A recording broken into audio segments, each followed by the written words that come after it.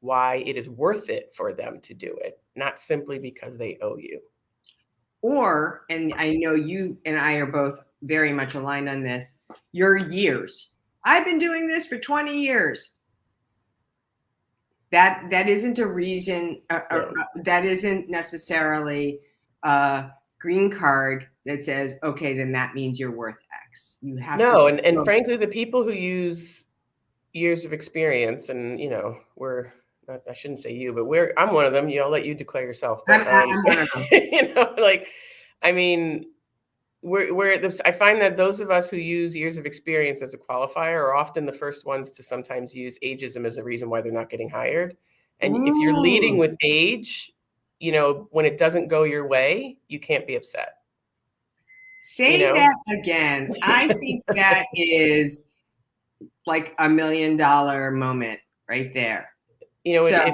When you lead with age as your qualifier, which is saying I have 25 years of experience, I have a lot of seniority, all those types of phrases. When you lead with that, if it goes your way, right, and somebody says, "Oh my God, you have 25 years experience, boom, I'm going to give you more money," you would not be upset. You wouldn't say it's ageism, right? Mm-hmm. But essentially, you're promoting ageism. You're saying, "I have all these years experience, you should hire me." But when it works against you, and don't get me wrong, it's illegal, always. Ageism always is illegal. But when it doesn't go your way from you leading with the chin, you in my book, you can't be upset because you led with it, and, so I think we all know people who have 5 years of experience and are kicking butt. And we all know people with 25 years experience who can't get anything done. Right. So years of experience and vice versa. We know people 5 years experience who can't work themselves out of a paper bag, and 25 years experience who are kicking butt. So years of experience does not qualify you. It is recent, relevant experience, and then translating that into a value for an employer that justifies the salary that you're commanding based on the research and what you bring to the table. And when you do it in that way, it's a mature business conversation amongst people doing business together. That's essentially what an employer-employee relationship is. And, you need to prove why it's worth it for them to do it. And if not, then you need to seek it elsewhere and make that argument somewhere else. Completely. You got a fan here. Yes, Kelly says, emphasize value and results rather than experience. Excellent. So we talked about leading with our ROI. And the second point that is, on your top 5 secrets. By the way, this was an amazing article that Lisa posted, and we're going to also include a link in there for, you call it your bundle, right?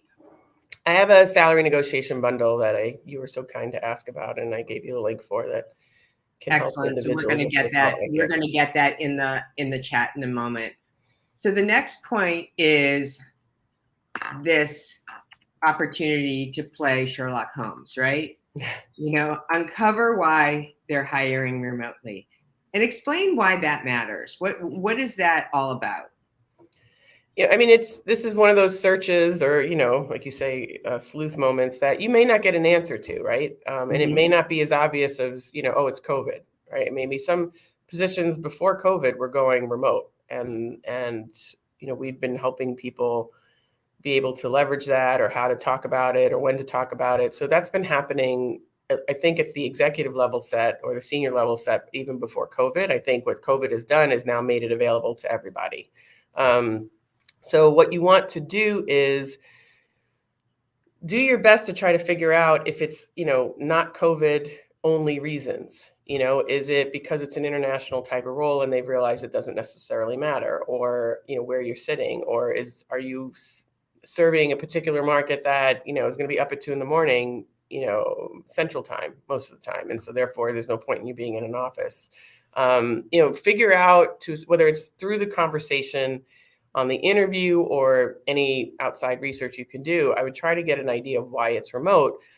Because if there is an item in that research that you uncover that can be used as leverage that few people want to do or want to handle or deal with or be exposed to, then that's a point of leverage for you to use in making sure that it's remote. Like, wherever this idea that because, I guess it's because maybe decreased real estate costs, but like wherever this idea that because somebody's working from home, you should pay them less. I mean, I think that's a crock, Right. It's the skill is still, whether, if your skill is in demand, your skill is in demand. If just because there might be more people willing to do it from home, it shouldn't change. Then it shouldn't change anything, in my opinion. And frankly, the studies have shown that people work more when they're at home because there's no boundaries, there's no commute, there's no ending, there's no beginning. So frankly, those studies could be used against an employer why working remote should be paid at home, should be paid more for some positions. Exactly. So the job is still the job, and the demand is still the demand, the supply is still the supply, and your job is still to promote the value of it all. And I don't think that necessarily matters that it's remote. And with all of these points, we talked about it earlier when we were offline, is you have to be willing to walk away. An employer may in the cheap seats. You have to be willing to walk away. You have to be willing to walk away, and or accept as is, and know that you're not going to get what you want sometimes, and your employer may not see the way you see it. Period. End of story. And you have a decision to make. Either you're going to try to find an employer that will see it, or you're going to stay where you're at and focus on why it's still working. We're still ultimately responsible for our happiness, and that's the situation. And I learned this. I don't want to get off topic. I feel like I'm going to get off topic. I'm going to make this very quick. I learned this a little bit, like maybe 20 years ago, roughly, a few different times in my career. I was the type of person, and I know I'm not alone in this, like where I would work so ridiculously, incredibly hard that I always had to prove I was worth it. I was always proving. And what I did to prove I was worth it, I was literally hoping I wasn't getting fired every day, despite like being this top performer. Right. Like all the evidence was that I was a top performer, but yet inside I always felt like, oh my God, what if they fire me? And my husband was a stay-at-home dad. I was the breadwinner, only income. And, I was always petrified. And so I was always trying harder. And through a certain series of events, and I don't say this to badmouth my employer, because it was actually one of the best places I ever worked, where I worked for about 9.5 years. But the bottom line is they knew that I was the only income. They knew that I wanted this job and I loved it. They knew I wasn't going anywhere, and they knew I was going to keep working super hard. Right. And when we got to a point where I said to them, I don't want to do that job anymore. They were restructuring things. I was not in trouble at all. I was just getting a different role. And I was like, I don't really want that anymore. They were like beyond flabbergasted that I said no. They literally said, oh, we never thought you'd say no. And I was like, oh, really? So, and again, nothing negative to them. They were wonderful to me. And I conditioned them to believe that. Exactly. Exactly. And I did a video, and I actually put it up this morning about like, does your company think you're too comfortable? Mm-hmm. And, do they think you'll never leave? Do they think that, nobody's recruiting you because you're not promoting yourself? And I don't mean promoting yourself where you have to be looking like you're looking for a job or threatening them or any of that. But we can't look like commodities and then be mad when we're treated as a commodity. Exactly. So we have to condition our employers. We have to condition the people that are interviewing us. We have to condition people to see that we value ourselves, and we want to be in a place that values us. And if you're not that place, then we deserve to go find the place that will do that for us. And it's kind and it's gentle and it's not threatening or any of that, but everyone deserves that. And employers should want that in their employees too, because then the people who are there really want to be there and they don't feel trapped. Awesome. So I did put the bundle link in below. I'll also put it in our follow-up after the live. But this is, just the way, if you have a health condition, you need to advocate for what your care is. Right. And that is a responsibility that you, as a living, breathing person in the marketplace, is just incumbent upon you to understand that, to advocate for it, and also to be able to understand, where you can make it equitable for both parties, right? Especially yourself.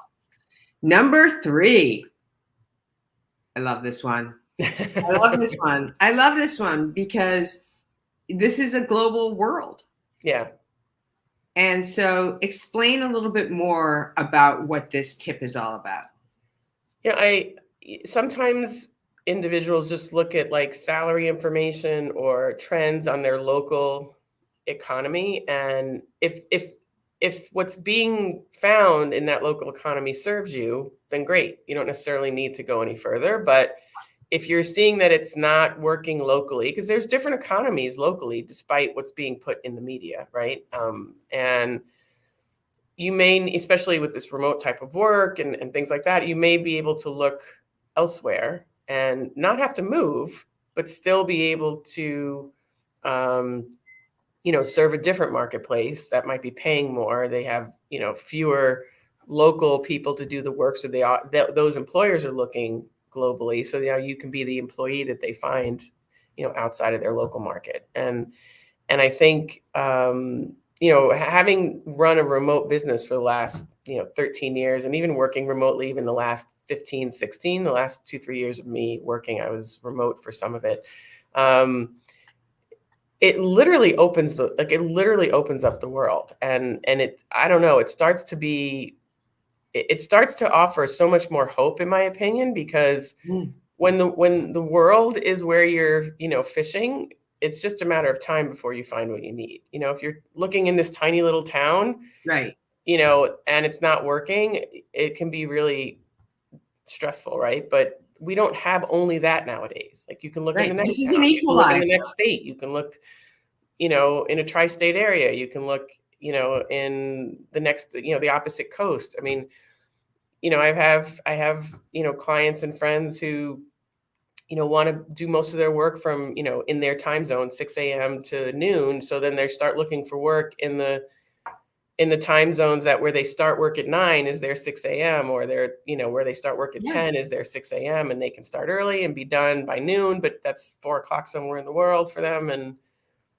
you can literally do work in a different time zone so you can get your life in a way that you need it to be set up nowadays. That didn't exist. Even like a decade ago, it didn't exist in any prolific way. Now it literally can exist anywhere. And I think the other consideration here is if you are, working with a global team, which requires different cultures, different languages, different time zones. I have a client that had 21 different, countries that he was working with. It was insanity. Right. And he said, this is the ultimate matrixed organization. Yeah. And it was a real selling point because he had already done it. It was his norm. For somebody else, that would require a lot of ramp. So it made him a highly desirable candidate. That in itself is a skill set, right? If you can do that in itself is a skill set, no matter what his discipline is or actual, task at hand that he does. That in and of itself, to be able to work in that kind of environment, is a skill set and should be treated as such. Exactly. And that can increase your demand, right? Absolutely. That is super awesome.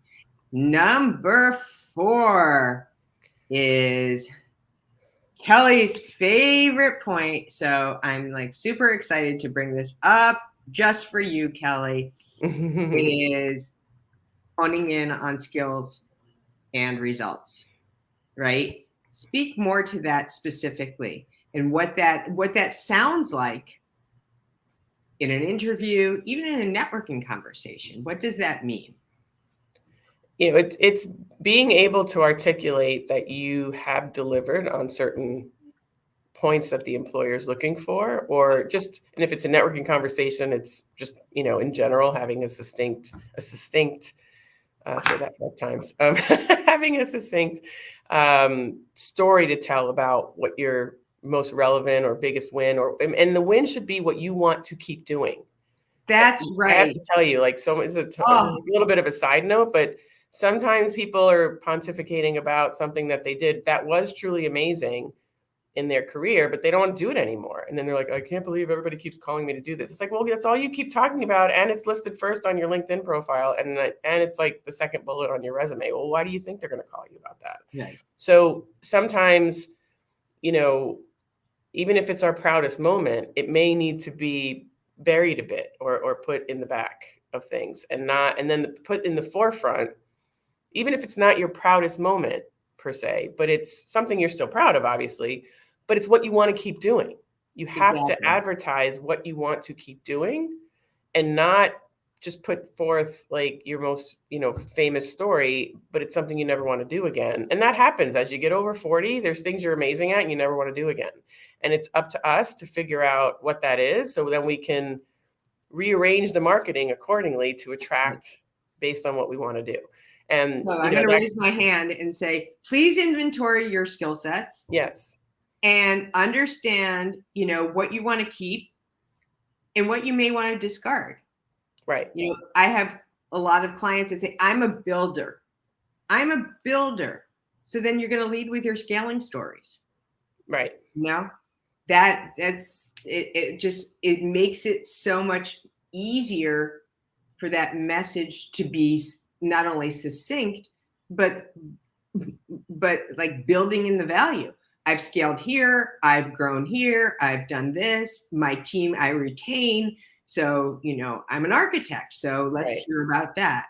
And then there's people who get tired of doing that. Like I was in one of the companies I worked for, I was always the person who got charged with setting up the startup office in X place. And after, like 8 or 9 of those, I was tired. I didn't want to do it again. And so I had to retell my story with the stuff that still was a win, but it wasn't related to doing a startup in order to not keep being called for startups. So at some point I have to take responsibility for the fact that I did all that, but because I don't want to do it anymore, I now need to change the story. And I'm the one who's changed the story. I can't depend on some recruiter to go through my background and say, do you want to keep doing this? And it's like, recruiters aren't therapists, they're not there to help you figure it out. You're supposed to tell them what you want to do and tell the story accordingly. So that's part of that inventory. So many of us talk about this being an inside job. Yeah, absolutely. You have to do a lot of the pre-work so that the rest of the marketplace has the clarity that you have that's in your head. They're not mind readers. And so it's incumbent and your responsibility to really make sure that you understand, the area that even you want to stretch into is totally great and fine. Right. You may have had a taste of that in a previous role and you're like, wow, I want more of that. I want more of that. Yeah, give me more. So next and final one is probe for benefits beyond the Benjamins. I think that this is super important. And explain, please, like a little bit about how this could be different, for example, in our remote world. I think that in many ways,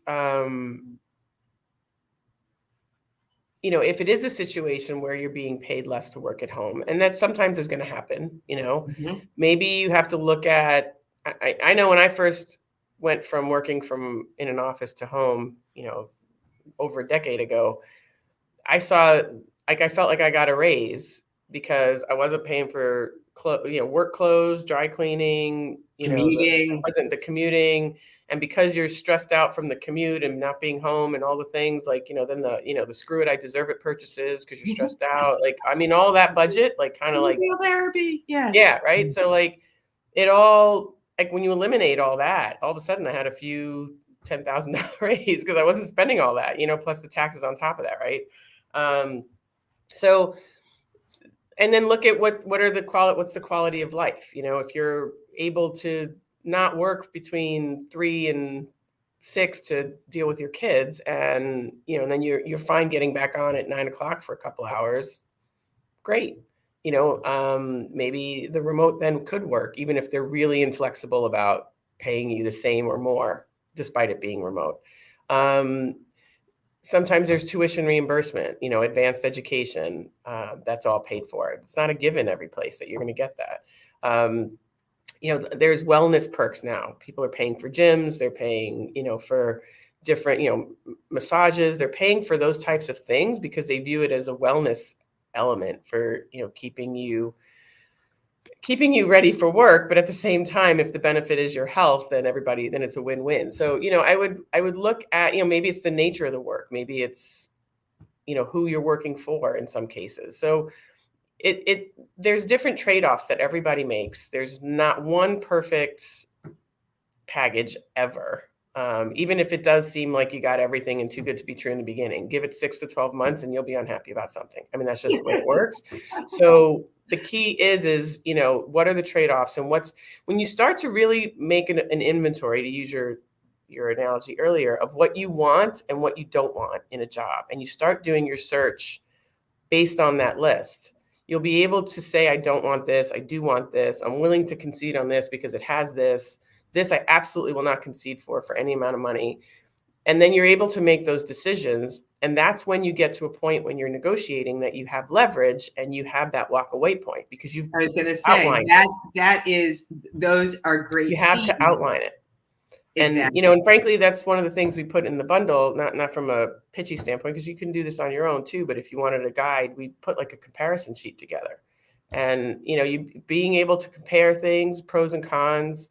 I just, seeing things on paper can sometimes remove or eliminate, or maybe even reduce, maybe you'll never eliminate, but reduce the emotion out of making the decision. And at least put everything on paper. And you know what? You may still have 2 offers next to each other, or your current situation and a new offer next to each other. And even on paper, one might look better than the other, but emotionally you still want to take the other one. Right. That's still okay too, but at least you've made an educated decision by looking at everything before you, and you know what you're giving up by going with the one that doesn't look as good for some reason. Maybe there's one piece of it that outshines all of it. But The key is to make an educated decision, that, you are then putting yourself in the position to be treated the way you want to be treated. And we make that decision. I couldn't agree with this more. I think that one of the pieces that so many overlook is going through some of that inventory there and understanding, like oftentimes I will say, I might be talking to a prospect and saying, I'm going to make an assumption that you no longer want to be a road warrior. Is that true? That's a big one, right? That's a big one. I'm going to make an assumption that, you don't want to be working all weekend.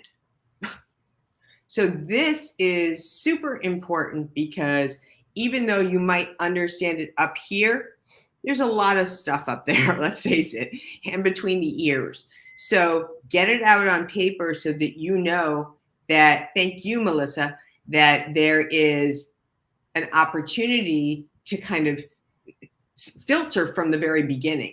Because if you know that that's going to happen, goodbye, and then it makes your search even cleaner. You want to use your time super effectively, and these are great ways of being able to discard the things that don't meet that criteria in and around anything that has to do with salary negotiation, the total compensation, be it remote, be it on-site. Those are really important factors. There's nothing worse. I know my dear colleague, friend, and mentor is watching here. Then they say, success without happiness is failure. Yeah. And the money, we've all been there, and many of us have seen this, where you are a victim of, or not really a victim, you've chosen golden handcuffs. Yeah. And if, the road warrior thing is a big thing that people will pay for, right? It's it's like battle pay, right? Yeah. So if you're changing out of that, but you really don't want to take or can't take a pay cut, well, then you better come up with the reason why you're still worth it. And you better find those reasons, those leverage points. And if you can't see it, then you need to have someone externally identify those for you. So you still go into this with leverage points. So, because otherwise, they're going to use, we're not paying you to travel all over the place. And everybody doesn't want to travel. So now you're like everybody else. So you need to come up with the ways that you're still not like everybody else in different ways, in order to maintain, or even possibly more, despite the change that paid a lot, that initially paid a lot. So it's it's always looking for the leverage point and always asking. Excellent. Well, we are at our blast off point, and thank you, Lisa. Thank you. I adore you. I'm not on that other list. Absolutely not.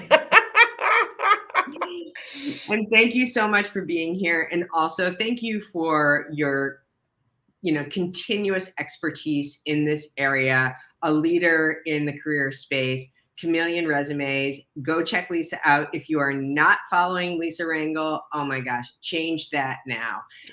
Amazing videos, tips, content, the whole enchilada with coffee. Thank you for having me. All right, great. Have a wonderful day, everybody. Thank you. Bye-bye.